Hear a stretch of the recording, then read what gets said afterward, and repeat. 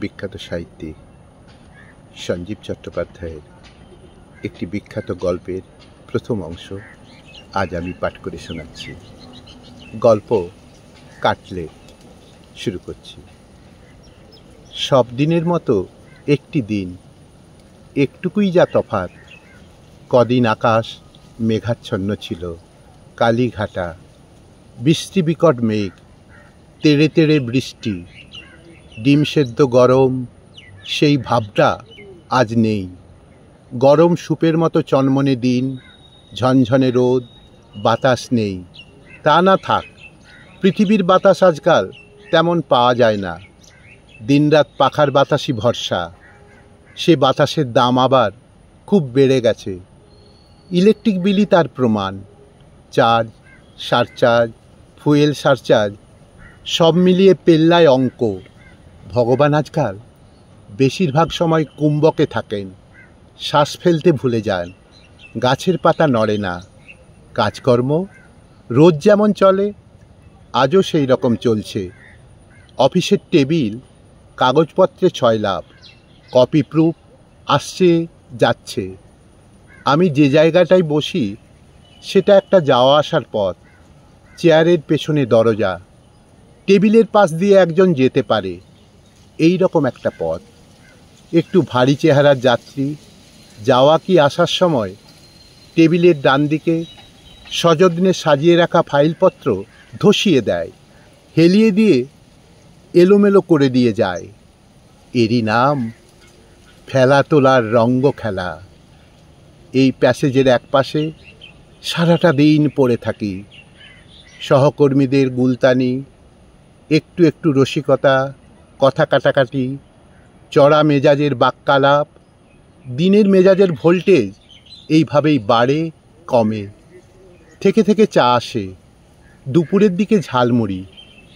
এরই মাঝে মাথার পেছন দিকে কনুয়ের ঠোকা।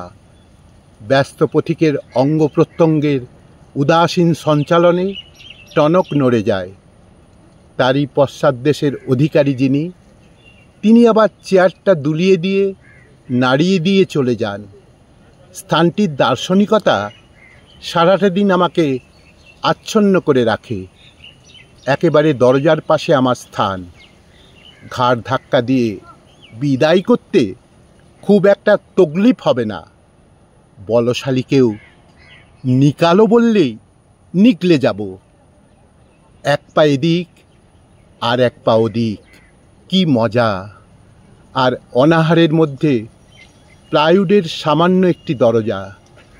দরজার মতো দার্শনিক আর কে আছে? ভাগ্যের দরজা। কখনো খোলে, কখনো বন্ধ হয়, কখনো খোলেই না। শ্রীরামকৃষ্ণের উপদেশের মর্ম বেশ উপলব্ধি হয়। মৃত্যুকে সর্বদা মনে রাখা উচিত। মরবার পর কিছুই থাকবে না হে। এখানে কতকগুলি কর্ম করতে আসা, যেমন পাড়াগাঁয়ে বাড়ি, কলকাতায় কর্ম করতে আসে। বড় মানুষের বাগানের সরকার। বাগান যদি কেউ দেখতে আসে, সে বলে, এই বাগানটি আমাদের, এ পুকুর আমাদের পুকুর। কিন্তু কোনো দোষ দেখে বাবু যদি ছাড়িয়ে দেয়, আর আম কাঠের সিন্দুকটি পর্যন্ত লয়ে যাবার যোগ্যতা থাকে না, দারোয়ানকে দিয়ে সিন্দুকটি পাঠিয়ে দেয়। এই যে আমার প্রতিষ্ঠান, এটি হলো প্রসেসিং ইন্ডাস্ট্রি। কনজিউমার গুডস তৈরি হয়। সাহিত্যের রোল, কিমাকারি, কবরেজি, মোগলাই, চাপ, রেজালা, সাত্ত্বিক পায়েসও তৈরি হয়। একালের রাগী ছোকরারা আমার সহকর্মী।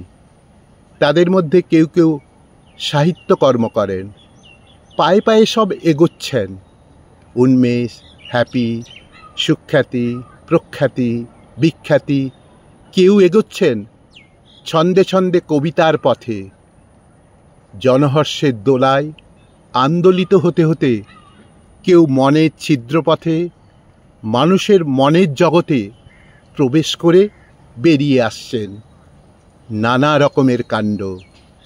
উপন্যাসের সর্পিল পথে আমি বসে আছি নক্ষত্র সভায় প্রতিভার কিরণে উদ্ভাসিত হয়ে। গেলাসে জলখাবারের চল অচল, আমার বাঁ পাশে বোতল। প্রতিভা উন্মোচনী কণ্ঠক্লেশদায়ী পানীয় নয়, আছে জল। চারপাশে স্তূপাকার কাগজ, প্রবন্ধ, ভ্রমণ, রম্য রাগী রচনা, মানুষের চিন্তার উর্বর ফসলে আমার গোলা ভরা। এরই মাঝখানে কালো একটা ফোন থেকে থেকে ঝংকার দিয়ে ওঠে। উতলা মনের পাঠক পাঠিকারা প্রিয় লেখকের সঙ্গে আলাপ করতে চান। পাঠিকাদের উৎসাহই বেশি। তরল টলটলে কণ্ঠে তারা কথা বলতে চান প্রিয় কবির সঙ্গে, উপন্যাসিকের সঙ্গে। হাজার প্রশ্ন তাদের। মনোরমা কেন আত্মহত্যা করল? তার কি বাঁচার কোনো উপায় ছিল না? আপনার নায়ক শঙ্করের সামনের দুটো দাঁত কেন বাঁধানো? কি করে ভাঙল? একবারও জানানোর প্রয়োজন বোধ করলেন না পাঠককে? এই সব কণ্ঠের আকুল পাঠক পাঠিকাদের ধরে আমি যথাস্থানে চালান করে দিই। আকণ্ঠ আকুল পাঠক এবং পাঠিকা, তাদের আমি ধরে ধরে চালান করে দিই আমার ফোন থেকে তাদের ফোনে।